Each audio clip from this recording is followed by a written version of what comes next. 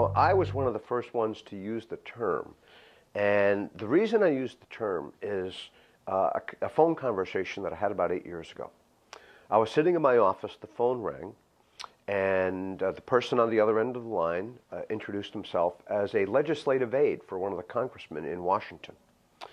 And he said, you know, my boss, talking about the congressman, is becoming interested in something having to do with video game addiction. And we know that you've started to talk about this, so I'm wondering if I can get some information from you. So we started to talk about it. Well, it became clear that the reason he was calling me wasn't really about his boss. And finally, in the conversation, he said, Dr. Walsh, he said, you've probably figured out by now that I'm not really calling for my boss, I'm calling for myself.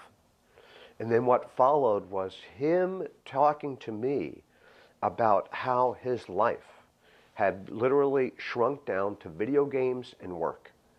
He said he wasn't getting nearly as much sleep, his social life had disappeared. He said, if I'm not at work, I'm playing video games.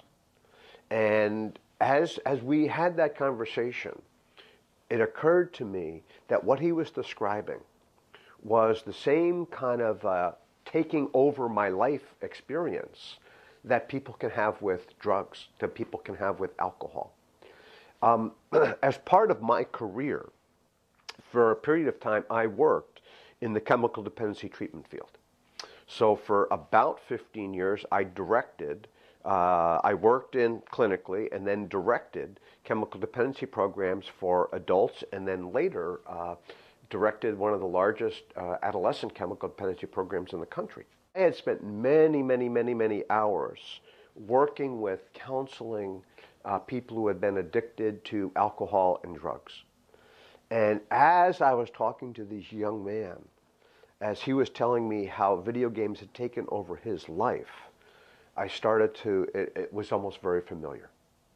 And so I think that's a way to understand this whole emerging issue of video game addiction. Video games are incredibly popular with all kids.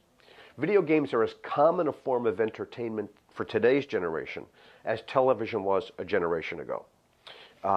We know from research that about 93% of kids, boys and girls, play video games on a regular basis. Even higher for boys than it is for girls. And so virtually all boys, with very few exceptions, play video games on a regular basis. And for most of them, it's something that they really enjoy, it's something that's fun, but it's part of their kind of media entertainment diet.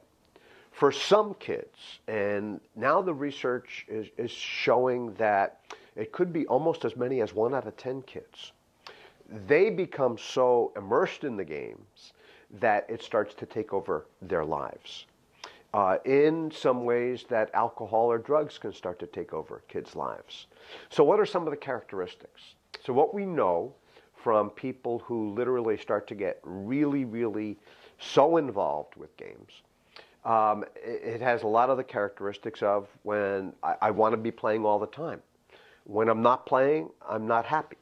When I'm not playing, I'm thinking about playing. So even if I'm not playing, I'm thinking about playing. It's lying about how much I play.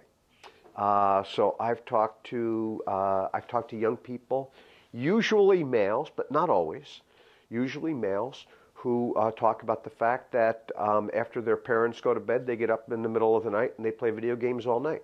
And then they're just dragging the next day because they're operating on a couple of hours sleep. And so they start to cover up. They start to fight any kind of restrictions. I've literally had parents tell me that their kids have threatened to kill them if they take away their video games. I mean, so that's the extreme. But what I realize as I've started to talk about this and I've started to write about this, that more and more people are saying, I'm seeing evidence of this. I'm worried about this in my own life. It's not just kids, it's adults as well.